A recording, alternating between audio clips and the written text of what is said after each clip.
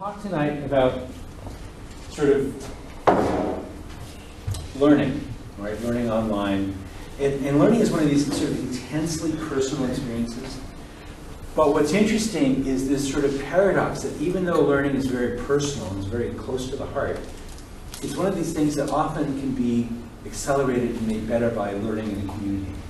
So we're going to be talking about that, and I'm going to be talking about how we understand what these students are doing. And I want, the subtitle of this talk in some sense is, don't lose the student in the data. The regression is not the same as real behavior.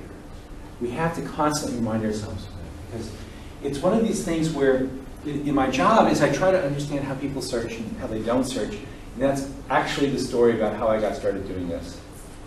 I spent a lot of my career going out and watching people. So I'd sit with you at your home and say, why is she doing that? What's going on, right? And so that actually led me to teach a lot of classes. And so I teach a lot of classes on how to search.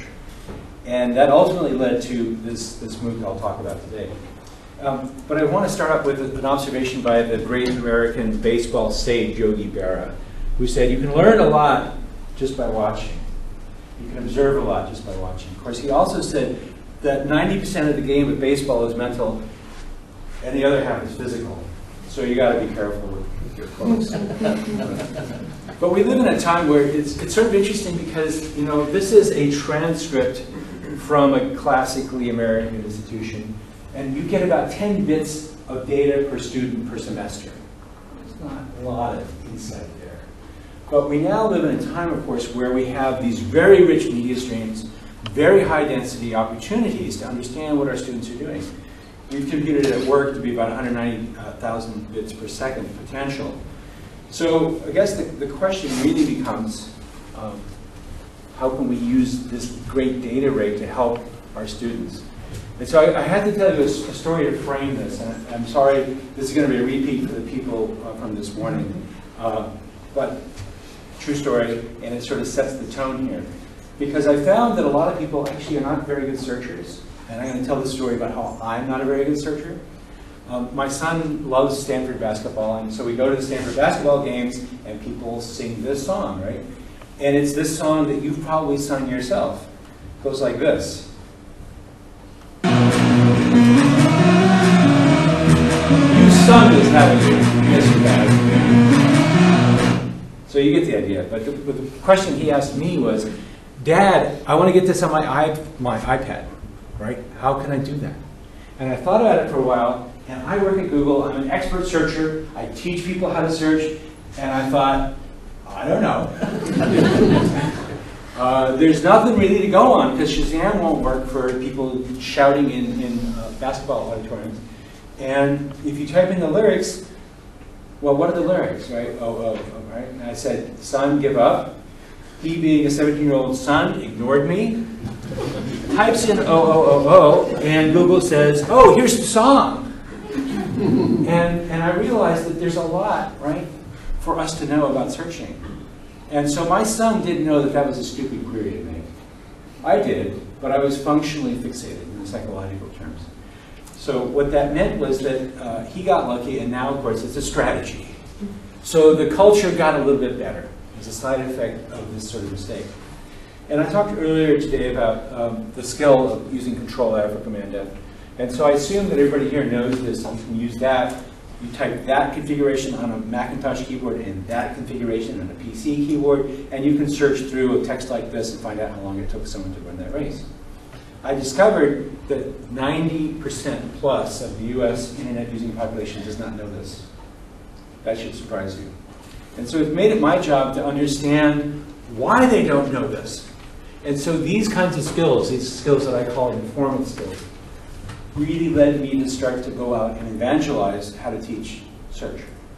So this is what I did.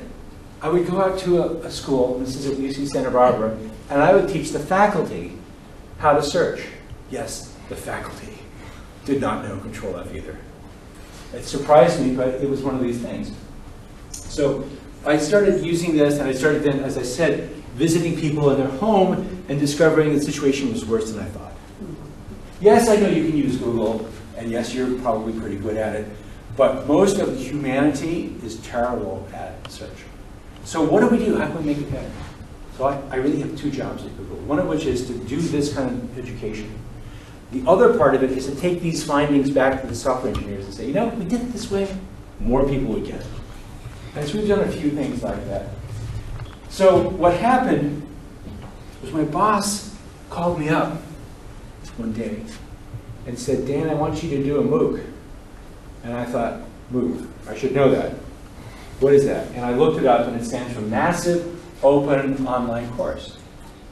Right? You probably heard the story about Sebastian Thrun and Peter Lervig doing this online AI class. They ended up with 50,000 people online. It's great. And I thought, I should do that too. My boss thought I should do that. So I said, yeah, I can do that. But massive teaching, what does that mean? And this was the first picture that popped into my mind. Stadium teaching, right? And I thought me, you know, and Peter Frampton, you know, thousands of people, you know, that kind of thing, right? But actually, that's not the model we had at all. So I'm going to tell you what we did. But to set the stage a little bit, we actually ended up doing a whole bunch of different classes online. So we started with the power search in July of 2012. We followed it up by repeat in September. We then released the code that we built these platforms on in September 2012. We did a bunch more MOOCs. There's more. I'm not even going to tell you all of them. But to give a sense for what's going on here, we did the very first power searching class that I taught online. In July of 2012, we had 154,000 people take the class. Okay? We did it a couple months later. In September, we had 124,000. So this is really massive. These are not just you and your friends. These are hundreds of thousands of students all around the world. So what I found so interesting was that when we asked the customer satisfaction score, basically, we got pretty good numbers for all these classes. So everywhere from power searching through web accessibility classes, we had big numbers of students. We actually had pretty good scores on whether or not they actually got some learning out of it, and we got great satisfaction scores. 4.5, 4.57, that's the kind of satisfaction you get when you ask, do you like to breathe? 4.5. Do you like conjugal visits? 4.6, right? That kind of thing. So it's a very, these are great scores. And of course, you know where the industry has been. Since that time, Udacity, Udemy, Future Learning, P2P, all these, Coursera, all these different companies have come up, and there are now literally thousands of these online courses. You can study foundations of computer graphics, and you can go and pick up a class on basically any topic, join in, and be part of the fun. Now, when we started this, I thought, we want to figure out how we can make these things scale, because Google is really about how do we scale. So we thought our expectations were going to be basically this. We wanted our MOOCs to be able to give us analytics so we would understand what our students were doing, what they were understanding or not understanding. We wanted to kind of have a near real-time feedback loop so we could adapt that learning, adapt what was going on. We wanted all these, this is motherhood in apple pie, basically. We wanted good stuff to happen, and in particular, we wanted to do low cost per student. I wanted the class to be in the cents per student, 1 or 2 pennies per student for delivery cost. And ultimately, of course, my boss said, of course, what you really need to do is change the world. Yes, sir. Got on it. So we built our first MOOC, as I said, in July. And it actually started with that phone call. And so when I was talking to my boss, we were setting this thing up to begin with, we wanted to teach people how to be better searchers. The Control F story, those kinds of stories, there's a lot of them. So we wanted to teach people to be better searchers. We wanted to communicate what was possible. We wanted to give them that sense. And the negotiated, so this is a strategy for all you students who are writing theses, negotiate success with your advisor. Okay? So my success criterion was to teach more than 20,000 students. You already know the punchline. I already did that, right? That was the first week. And we had an objective measure to try to get people to improve their performance score by 33%. And I'll tell you about that later. But we did all that. So great. Good job, Dan. Did it get me a raise? No. No, whatever. So we built this course, and it's sort of like your classic online class. Has videos, it's got me teaching, it's got structures where you click through. Pretty straightforward stuff. But part 2 of this little trick here is he said, oh, and by the way, it's not enough for you to build one class. I want you to build a platform. Class plus platform? Oh, and you have 8 weeks. Get busy. Okay, yes, sir. We'll get right on that. So we actually then built out all the stuff I'm showing you, the structures, the typical format on the left-hand side. We've got multiple choice questions because we can do that in 2 weeks, right? We have lots of this stuff, and we did things in instructional design, right? So let me separate the concerns here. We had to, on one part, build a course platform, right? All the mechanism that was scalable, that could run everywhere in the world. We also had to do instructional designs. We have 2 design problems, actually multiple, but we had to do things like this. And one of the things that we discovered was that you could shift the way classes are taught by doing subtle things in the instruction. Okay? Now remember, in one of these courses, we've got over 150 people in the class. So when I say, by the way, if you find something really interesting, share it into the forum. This is a great trick. Anybody who's doing instruction design, if you share it to the forum, guess what? They share it to the forum. 50,000 people at a time. Okay?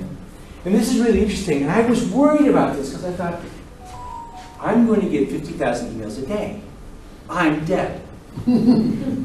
But it's a forum, and that's a key idea. It's a community place for people to share their ideas. So what we did is we released the first class on July 10th, the 11th, and so on. What we did is basically release parts. So we would do this rather than dumping it all out. We're not Netflix. We don't give you an entire series in one day. What we did is we did these sequence things because we found, guess what? Deadlines matter. You know, you're a student. Deadlines matter a lot. And it helps to pace the course. So what ended up happening, we have behaviors like this. We'd launch it, huge activity, because the next day we're going to launch something else. Same thing happens over and over again. Those activity graphs. And so the final exam was due on July 23rd, and guess what? It mattered a lot. Deadlines do matter. So our design challenge to begin with was basically to take the stuff that I had and convert it into a MOOC format. Now, what I mean by that is that our typical cycle here is we do a short lesson, 5 to 10 minutes long, usually more like 5. Because we found that the people who watch the video, every video, if you look on YouTube, has a curve like this. That's 5 minutes. You want 75% of the people to watch it, make it 5 minutes long.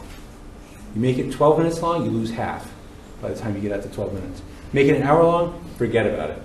Nobody watches an hour-long video on YouTube, even if it's great. So we had to figure this out, had to do assessments because we know from pedagogical design this is a great idea.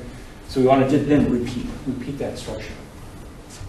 So the MOOC we ended up creating had 32 lessons, so roughly 4 hours of content, and so it's like a 6-hour class. It's nothing. It's easy. Right? This is the kind of thing people could do in their spare time. Now, for people who manage software projects, pay attention. Looking at you. Okay. I came back from my conference on the 11th. I talked to my boss on the 14th. He said, you've got 10 people, go. You have to ship this thing on July 10th. Managers should, at this point, go, no, no, no, I would never agree to that. I didn't have a choice. Anyway, so we formed a team on the 14th. And 6 weeks later, we had to have version 0 running. Registration opened on the 25th. And basically, this is the way we broke it down. We spent the first week organizing the team. You're going to do this, you're going to do this, you're going to do this, right? And I have to say, I had a great product manager. PMs are worth their weight in beryllium. They're totally great. They keep you on schedule. And they allow you to enforce things like this. We are not going to write a line of code for 2 weeks. In fact, by the time we finish that, by the end of week 3 out of 8, we're going to design our rear ends off. We're going to do instructional design, we're going to do software design, and I did all the UI design. Yeah, just me, right? So the next couple of weeks, we spent coding and doing content development. So I spent these couple of weeks doing instructional design, figuring out what we're going to talk about. how we're going to use the examples and so on. And we spent this couple of weeks, 2 weeks coding for a platform, not an instance of one, a platform, which we could then use. And I will tell you, in those 2 weeks, we rebuilt the database 3 times. Not the database, but the accessors and the way it was implemented and all that. This is all in Python and App Engine and Google. So we had the scalability problem solved. We didn't have to worry about that. So the next couple of weeks, we had version 0 running. We recoded it. And this is crucial to everybody here. We did the usability tests. Do not launch a class without usability tests. Repeat after me. Do not launch a class, right? Because it's absolutely crucial, because you'll find stuff that just blows your mind. So we then iterated. We did it again. That was week 8. And finally, the last 2 weeks, we delivered the course. So let me reiterate this thing about usability. Because how many of you, just sample, how many of you have been to a course that was clearly never usability tested? I have. I bet all of you have. The content, I mean, right? Or even the teacher. You've had, I hate to admit, probably some really awful teachers in your life. Nobody usability tested those guys and said, I'm sorry, you don't pass. Right? So what we did here is we brought in this case a bunch of students, that's who these people are, and the people in red circles, they're my usability guys. So we basically had a 1-to-1 ratio of usability observers and students. And we ran them through this process multiple times. That's key. You will not find everything the first time. The first time you find, oh my gosh, you found all this, change it, and then you got to do it again. Change it, do it again. Until you stop getting 1,000 errors every time. Because you're fixing the flow, the writing, the concept, the structure, the code. Right? So the second challenge we had, the primary challenge, was to develop an application, as I said, an app engine in Python, that would scale to potentially 100,000 users. So we're Google, so what we did was test to 300,000 users, because we hoped to have that many users. But remember, all I needed was 20K. Right. That was my agreement. But I'm going to test way out beyond the boundaries. We wanted a clean visual design. We wanted something that would be internationalizable, use all the technology we already had, like YouTube and Google Groups and so on. And our second big requirement was to take all the stuff we had, because I'd already been teaching, remember? I've been teaching this for a while. And so I had a lot of stuff like this, basically PowerPoint decks with a ton of slides. And refactoring this, software concept, refactoring content into different kinds of modules. It's not just, oh, 5 minutes is there, the next 5 minutes is there. You have to rethink the structure, because you want to tell a story. In 5-minute chunks, 10-minute chunks, 15-minute chunks, week-long chunks. You can't just divide and conquer in this case. You have to really rethink it. Our third design problem was to think about how do we use the existing tools and integrate them smoothly. This was a big challenge for us because we didn't actually know all that stuff really well. And it led to the biggest positive surprises of our classes. So we basically used Google Groups. We created one group entry per lesson topic. That division turned out to be really, I will tell you truthfully, a lucky decision on our part. It worked out really well, and I didn't know what it was going to do, but it worked out. We also set up a set of a community of TAs to provide 24/7 support. Luckily, I had a guy in Japan, I had a guy in India, I had a guy in London, so we could do really 24/7 support for the learners in the community. This turned out to be important because there were lots of things that happened that really surprised us. First thing that happened, when you have 150,000 people in a community, you always, always, always have pathology, right? So I expected we'd have to probably disincentivize or throw out some number of people. We ended up throwing out three people. I was totally surprised. There was a huge amount of self-policing. Some guy writes in a kind of antagonistic message, someone else writes back and says, don't be a bonehead. He used different language, but you get the idea. Okay? So one of the things that, there are a bunch of things that really surprised us. So first off, 33% of all the finishers were active in the forums. Okay? They were socially engaged. They were participating. 7% of all the students, not all 150,000, including people who didn't finish, posted. That's a good number.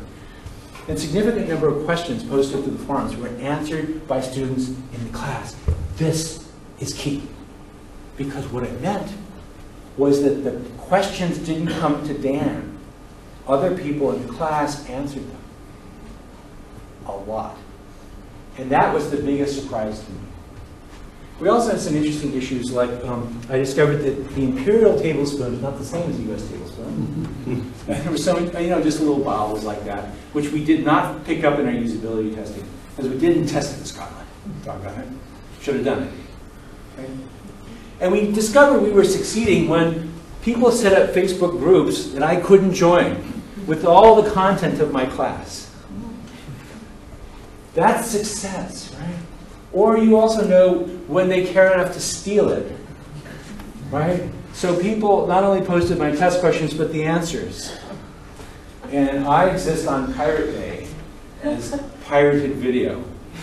I thought about that for a while. I thought, rock on, right? That's totally awesome.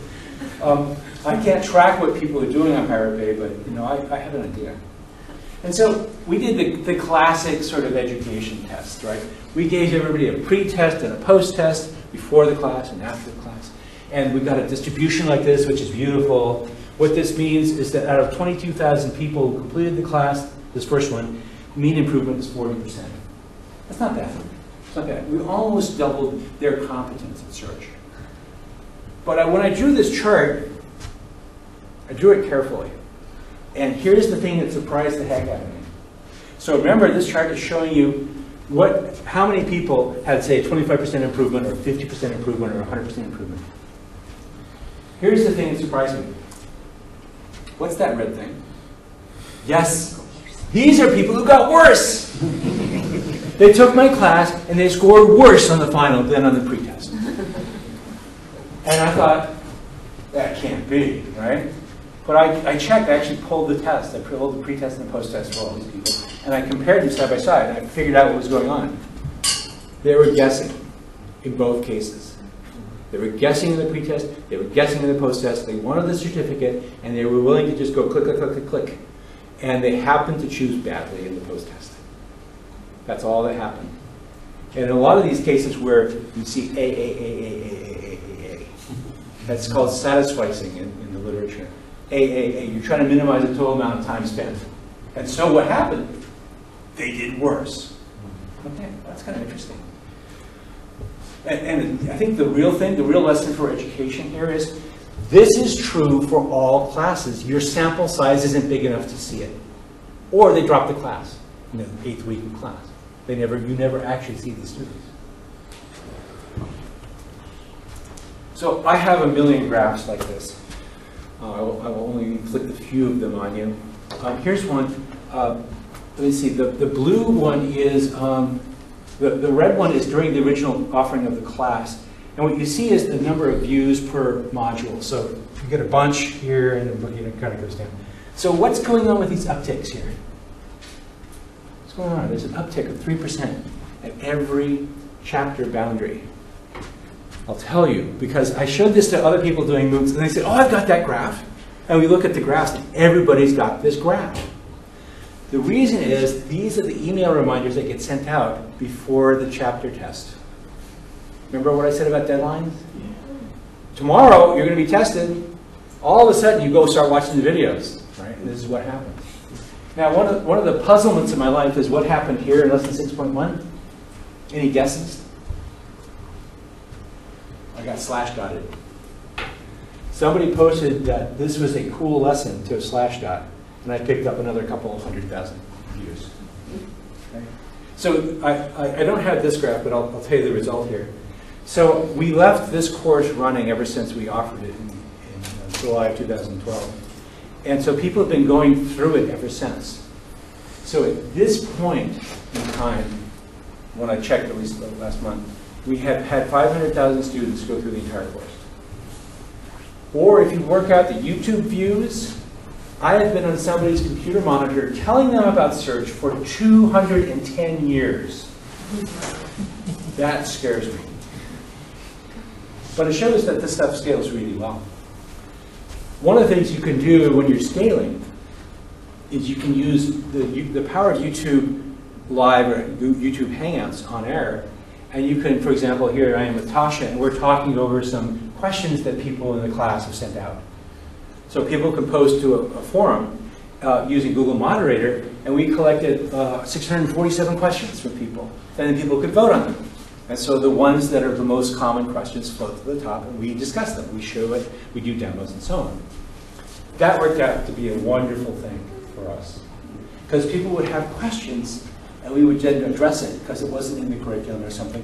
And of course, what we would do is write down the questions secretly, and we would fix the course for next time. We're constantly improving the course that way. So here's another interesting chart. So this is the very first one. From the beginning, this is the beginning of class. July 10th, we start the class, and it goes for 2 weeks with the final end day. Guess what? That's the weekend. Surprise, surprise. People don't even do their homework on the weekends, right? But that's the last class. We do a few days for people to catch up. 2.8 million unique page views, with a little over 3 minutes on a page, which is a lot. That's really good statistics. During this particular class, we had the very first run of the class, we had 10 person years of video search. So, as I said, that's the weekend, those are the final numbers. And of course, when you think about these massive open online classes, everyone's got a chart just like this. Massive drop off in the first couple of days after the class. And I really worried about that, but I later discovered this is totally standard.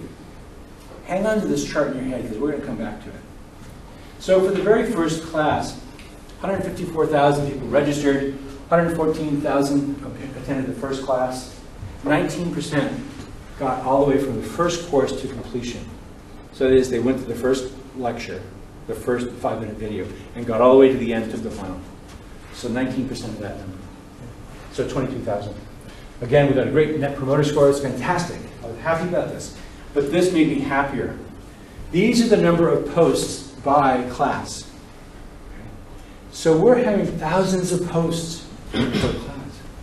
The students are deeply invested in this. There's a huge community learning effect. And you know this because this large cohort, these large number of students, did fantastic things. So here we go. This guy asked the question, when can we see assignment 2? And another student says it'll be released on January 30th. This is for a different class. But watch this.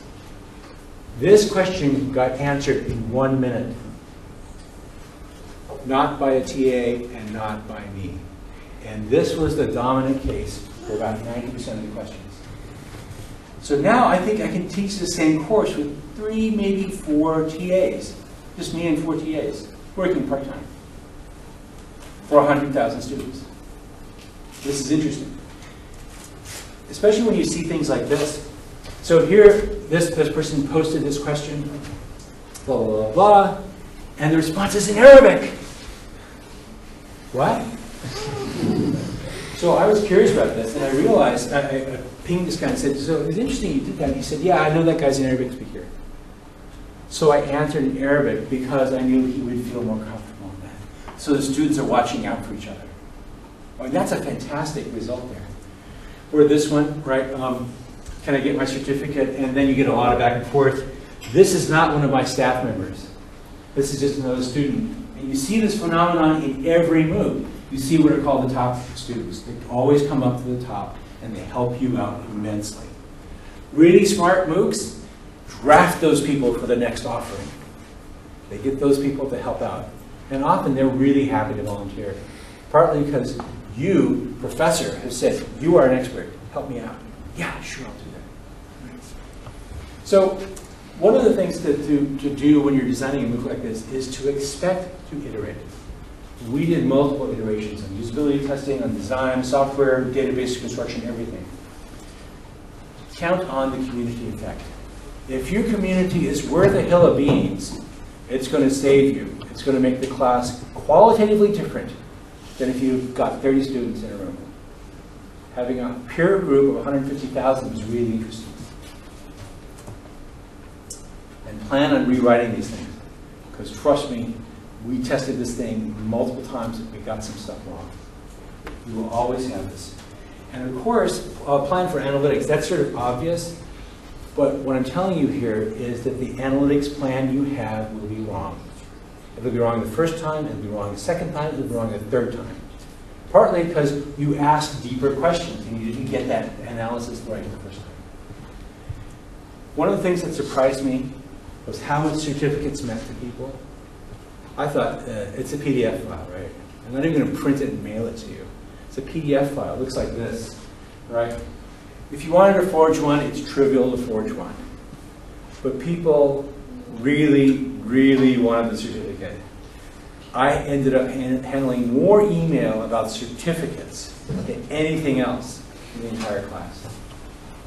Now, the certificate had no force, right? It was just a notice of completion of this course, but people really wanted it. So, one of the things I did is after we ran the class the first time, is we reran it again in person. So I've got a bunch of students here, and I'm teaching them exactly the same content, as close word to word, video to video as I can get it. Bottom line, it's not the same. It's really not the same. I thought I would write a paper doing a brilliant A/B comparison, online versus physical teaching. You can't. It's so different. So for example, one of the things that comes up is that people will interrupt you as you're speaking and say, hey, when you say URL, what's a URL? Really? I never explained that because I assumed everybody knew what a URL was. But when the students are in front of you, I don't know what you mean. They'll explain this to you, right? So we learned a lot from that. So we learned a few things. You know, as a software development practice, we're basically, because we're Google and we're intrinsically software engineers, we think of everything as software development. That's why we refactor, that's why we usability test, that's why we redesign. The surprising power of the community effect was really surprising. Remember this is the final course completion ratio, right? Completion rate. It really does matter, and the attrition was not as much as we thought it was, and I'll explain that in a second. As I said, we did it again, and we basically offered exactly the same content, no changes, well as some bug changes. The second time, we had a slightly smaller number of people. We had, 70% roughly the same. We had a 36% complete rate. We almost doubled it simply by fixing the bugs. That's all we did. Simply by fixing the bugs in the content, we almost doubled the completion rate. And in the second course, the other thing we did is we changed the analytics because, like I said, your analytics plan is always wrong. So one of the things we did is when you registered for the class, you signed a little thing that says, yes, I agree that you can do analytics on my search stream, blah, blah, blah. And here is this is the money shot. This is the chart that should astonish you. Because what it shows is that when people enter the class, their score on my search skill test is about 0.4. Right? I can tell you what that means, but it's basically they're functioning 40% efficiency. They enter the class, so this is the period of the class. They enter the class and they start learning. Now ignore the red for a second and come back. They start learning, and the people who finish the class come out at what? 1.4. And after about a couple of days, they drop down to 0.9. Okay? This means, and this is 2 weeks after the class. At 2 weeks after the class, they are twice as good as they are when they come in. Total success. This is an interesting graph because when you take Chemistry 101, nobody ever tests you 2 weeks after the final to see if you still remember what the configuration of lithium is. Right? Nobody tests you that stuff, but we were able to monitor this. Now, the red chart is interesting because everybody comes into the class together. These are all people who register. And then at this point, we started tracking in the red the people who ultimately didn't finish the class. So they got a little bit better, and when they started dropping out, they all went right back to where they were. No lasting benefit. You have to get more than halfway through the class to get up into this upper bracket. So for our content, our material, if you didn't get past 50%, it was like you didn't attend. Now what's the blue line? These are people who registered, or 0.4 on average, right? 0.4, 0.5. These people, this is the rest of the world. These are the people who never thought to register. So they're already heavily pre-selected. It's a heavily biased sample of people, the 154,000 people who took the class. These people need the help, badly. So I found that really interesting because measuring these things is kind of tricky. We could do it. But one of the things we found is that setting expectations correctly, that is what you're going to learn in class, what you'll come out with, is really important in determining who competes and how. We've done a lot of MOOCs. I'm just going to tell you a little bit about a few others. We did an advanced MOOC. So that was basic. This is advanced. It was really intended for information specialists, people like you, people like librarians and so on. And it was an instructional designer talked me into doing this in a non-linear format. And so what we did is we presented all this stuff in the form of challenges that were rated easy, mid, medium, and hard. And then a bunch of nonlinear content over here, because we thought, you're an advanced searcher, you can search for what you need to know, right? Makes sense. Didn't work. So we presented, for example, a challenge like this, where you see a feather and you're hiking in this place, the Rio Plantana biosphere. What kind of bird does it come from? Here are a bunch of skills that could be relevant to you, and we'll let you go through this in any order you like. And we were sort of hoping or expecting that people would look at these things in a nonlinear fashion that suited their personal learning mechanism. Right? And we did that. And sure enough, we've got a lot of videos about me wearing the same shirt clearly and talking about, how to use double quotes. I only have one shirt. But what we've got here is this.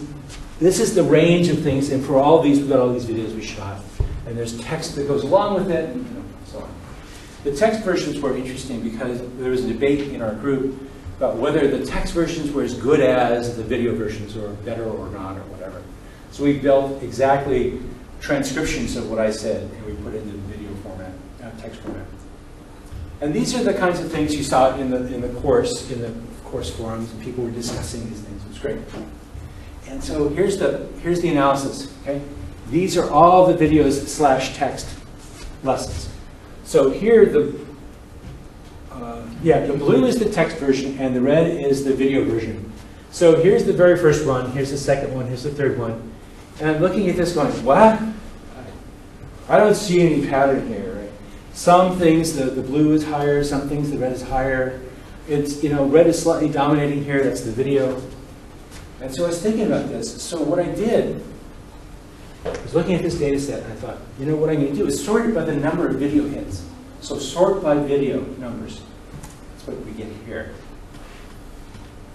I looked at it carefully, and I'm compressing hours of data staring in just a few seconds. I'm looking at this thinking, this curve looks really familiar, right? But it's backwards, and I couldn't figure this out. So I sorted it in reverse. I just flipped it around like that. And then I realized what was going on. This is typical data analytics. You look at the data long enough and go, oh, then you do a test. And so what I discovered was that distance from the top of the content determined the probability of access, which is exactly the same finding you see on the Google search results page. If you do a curve of the hit in one position, position 2, position 3, position 4, it drops off exactly like this. This is position 1, this is position 2, position 3. And so what this tells me is that position on the page matters a heck of a lot. It's not random. So all of a sudden, linear distance from the top of the page matters. It's a huge instructional component that is not written about anywhere as far as I can tell. So we started to worry then about completion rates. And I modified the chart from Katie Jordan. These are a whole bunch of different MOOCs. And these are the number of students on this axis, and this is the percentage of people who completed those different MOOCs. So here's the first one we did. We had a little over 150,000. We got, what does it say, 16, 17% finish. The second one, we had a little less, but we got over 19% complete. That's really good. I mean, that's a very high number. But the third one, I guess we're not so smart. Because this is the advanced course. Only 33,000 people, 35,000 people signed up, and roughly 7.5% finished. What did we do wrong? I'm not sure we know this yet, but these two numbers are interesting because we got this improvement by running the course with all the improvements. This is a totally new redesign. It's a very hard course, and we didn't set the expectations up front clearly. I think that's what drove that 11%. We will be reoffering this course now in about a month from now, and I'll tell you the results then. I hope I can get 40%, because that'd be fantastic. So we also did a lot of studies about self-evaluation. Because you've got 150,000 students, who grades the test? Not me. So we did a couple of different things. I'll just tell you today about self-evaluation. So what we did is people would, they would write in their projects, send it in as a Google Doc. They would then grade a calibrated piece of work. So an essay that I wrote. And you would grade it. And we would grade your grading and tell you what you got right and what you got wrong. So we're basically teaching you how to calibrate in your own evaluation. We would then say, okay, now go back to your original project and evaluate it. Okay? We did a sample of 17% of all the submissions. And this is from our first course. It's not a perfect correlation. A perfect correlation would be right here on 45 degrees. But 55% of them were within 1 point of the staff evaluation. And 73%, it's not bad. It's not perfect. But it saves us from grading 150,000 results. So what we discovered here is these kinds of things could be better. But how? One of the interesting things that also came up was looking at the forums. We discovered all kinds of content by reading through the forums that we hadn't anticipated, things we didn't know. So in our fourth MOOC, this is the mapping with Google. We offered a MOOC that was all about how to use Google Earth and Google Maps and all this stuff. 41,000 students, 21,000 were active. Same idea. This is all based on Course Builder, right? Same plan, same layout, same UI design. And people in the course would build maps like this. We'd show them how to compare, in this case, apples to oranges. That's literally what you're seeing here, in comparison to that. But we changed the evaluation procedure. We basically did the same thing, except we gave them this in detail. So the first one was kind of, loosey-goosey, not super precise. And the course is very different. So when we compared, we do that same chart, all of a sudden we have almost perfect correlation. This is really great. So 72% within 2 points, 94%, it's really good. So what was different? Well, for example, this is the kind of test the rubric we handed students to evaluate their own assignments. What advanced features did you have? Right? Did it do this? Did it do that? Sorry, I got it switched around. This is from the advanced search one. This is from maps. These are very precise. You either have it or you don't, and you know. This is a little bit more open-ended. This is more like an advanced question.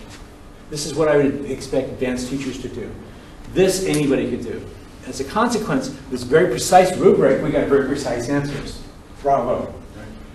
So people would do this. They'd fill in the form and fill in the rubric. They'd evaluate it, and we've got these pretty nice results.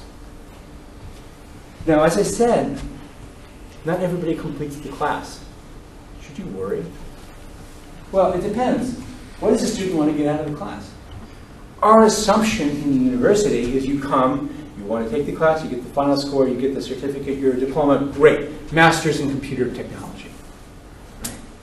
But we asked, seems obvious, but we gave people, when they came into the maths class, a form like this. Your name, so we can put that in your certificate. Do you want to learn new things about Google Maps tools, Google Maps feature, Google Earth? Do you want to sample or do you want to get the certificate? Here's another really surprising graph, surprising chart. With the mapping of Google site, students intending to complete the course, only 53%. 47% never meant to finish the class. Same thing with an ag class, web accessibility, 56%, 44% never meant to finish it. This is fantastic, because what it means is that that big fall-off curve is not at all an indication that we're failing. It's an indication that people are getting what they need and leaving. Okay? Because we asked this later. People who met or exceeded, these are fantastic numbers. Certificate, this lines up with people who said at the beginning of class, I want to get a certificate. Excellent. So the variance there is very small. So ultimately, people who met their goal, either by saying that they did from the survey or from our analysis of their actual behavior, is the same. I'm astonished by that.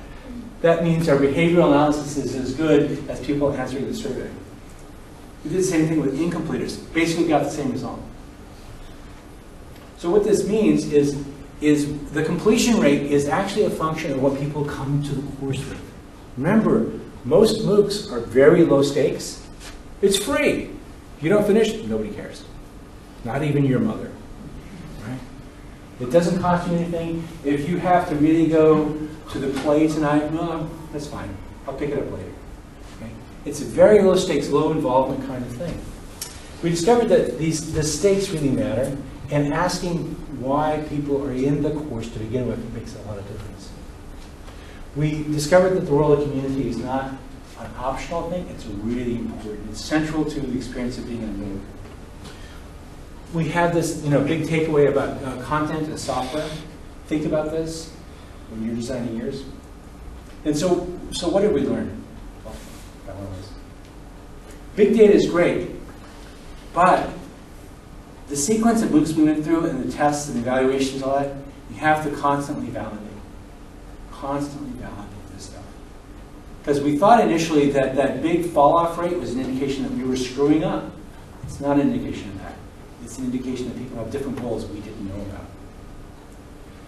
For low-risk free courses, non-completers might be the majority to be totally happy. They got exactly what they wanted. It is worth it. Remember the little red triangle at the left of that? That's what I call a marginal error, a small error. It's worth it to look into that, to understand what's going on. So when you're doing your big data analysis, remember the small errors, because there's often interesting data hidden in there. And ultimately, I think you have to remember there are real students with real lives behind all this stuff. So Peter Norvig, built one of these first MOOCs, was telling me about a student that he had who asked for an extension on his final exam. Peter, being a good guy, writes back and says, well why? He said, well, I'm taking your course on machine learning from Afghanistan, where I'm currently pinned down in a firefight, and I can't do the exam because people were shooting at him with real bullets. And then he went offline for a while. And so Peter pinged him back in about a week later and said, so did you turn an exam? He said, finally got an answer back a week after that and said, no, the antenna got shot down. So there are real people with real lives in these things, and sometimes they really have high stakes that override the free course that you're doing, that they're doing for fun. Right? And we have to remember that. So I want to leave you with that thought, because this is an exciting area that we're in now. And I know that Aberdeen is getting into this, and it's an important area. Because I think there's been a lot of worry about MOOCs destroying the university. I completely do not see that happening. It's a new way of learning. It's a new style that's beautifully complementary with the university. The things you learn here by being in a classroom like this are not quite the same as you learn online, and vice versa. So we live in a new world. This is an exciting new way to learn. Thank you very much.